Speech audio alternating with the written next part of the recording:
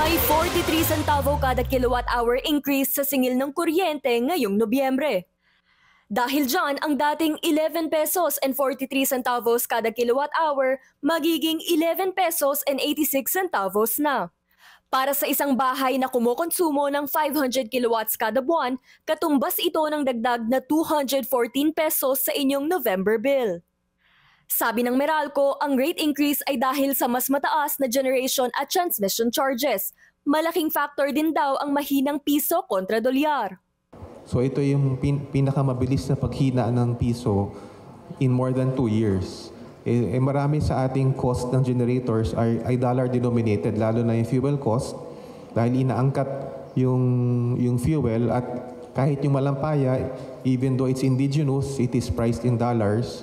At kahit mas malamig ang panahon ngayon, posible pa rin daw tumaas ang monthly bill. Increased activity in terms of the usage of electricity may also come in dahil magpapasko na. We keep on emphasizing the need for energy efficiency all year round. Tiniyak naman ng Meralco ang pagsunod nila sa direktiba ni Pangulong Marcos na ipagpaliban muna ang anumang disconnection sa mga customer nito sa mga lugar na naapektuhan ng sunod-sunod na bagyo. Magpapatuloy raw ito hanggang sa matapos ang taon. Para sa agenda, Sujin Kim, BNC.